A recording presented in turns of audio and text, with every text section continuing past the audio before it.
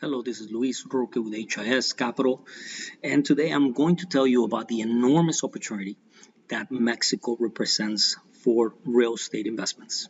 And purchasing investment properties, regardless of the location, requires, as you know, a large amount of due diligence, planning, preparation, especially if you want to protect your investments and make the right decisions. And Mexico is no exception.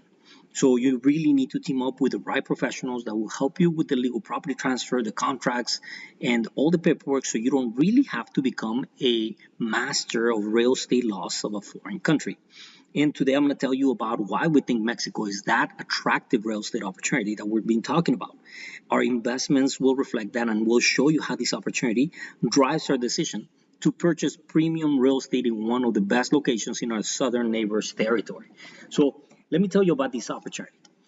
The enormous drug-related violence that we've heard on the news and the struggling economy, the corruption in the highest places, very high interest rates, and now on top of all of that, the coronavirus pandemic.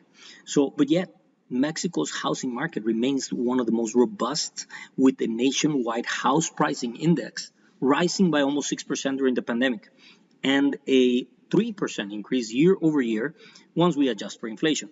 But this sudden takeoff of the housing market comes after Mexico's housing market suffered a very long, non-existing growth until the late 2018, when prices started to rise a little bit.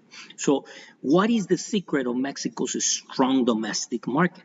Well, that secret is the rising middle class.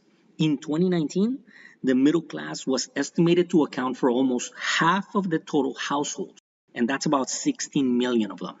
And they're expected to continue to grow by almost 4 million more households to move into this middle class sector by 2030. So, moreover, most Mexicans prefer the pride of ownership and the right to purchase a place rather than to live there to rent. That is, 82% of Mexicans want to buy property as opposed to only 18% of them that want to rent. Now, if we talk about foreign demand, in the recent years, American and Canadian buyers have been returning to Mexico thanks to low oil prices and a stronger purchase power, pushing home values up. And that is more than 1 million Americans that live in Mexico, and half of them own homes in the country, according to Forbes. So if we remember, the housing market in Mexico, in contrast with the United States, is not driven by speculators.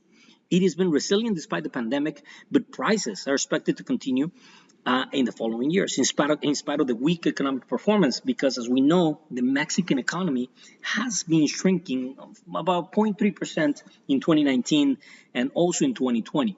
Now, that was the weakest performance they've had in over a decade, but all of this had to do primarily with the negotiations related to NAFTA, or the new USMCA treaty between the United States, Canada, and Mexico.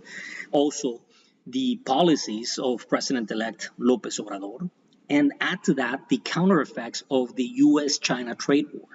So all of these things happened, and yet the housing market remains strong.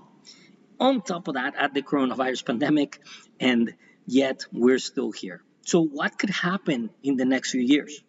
Now, on another note, foreign buyers are buying properties in some of the country's most affluent cities. That's Cuernavaca, Guadalajara, Mexico City, Monterrey, and other cities in the interior that have been booming with foreign investments. Especially since 1973, Mexico basically allowed foreigners to own land, except in restricted areas, the restricted zone, that consists of about 64 miles of international borders and 32 miles of coastlines. So you cannot be buying properties within 64 miles of the international borders and then within 32 miles from the coastline. So you could buy real estate in the interior of the country, but not in the coastline or the borders. But then in 1993, the Mexican government amended the constitution and allowed foreigners to purchase real estate within the restricted zone by means of a bank trust. In Spanish, this is called a fideicomiso. So I'll be telling you more about how a fideicomiso works, but that is a word that you definitely need to keep in your real estate vocabulary, because if you are a foreigner that wants to buy real estate in Mexico and you want to know the benefits of buying a real estate in Mexico as a foreigner through a fideicomiso, you need to stay in touch and watch the following videos. So For now, we'll leave it at this. Follow us at hisfund3.com. Sign up for our next webinar to learn more about how you can be part of our real estate acquisitions with just as little as $5,000, and then to learn more about real estate investments in the United States and Mexico. Thank you very much. We look forward to talk to you soon.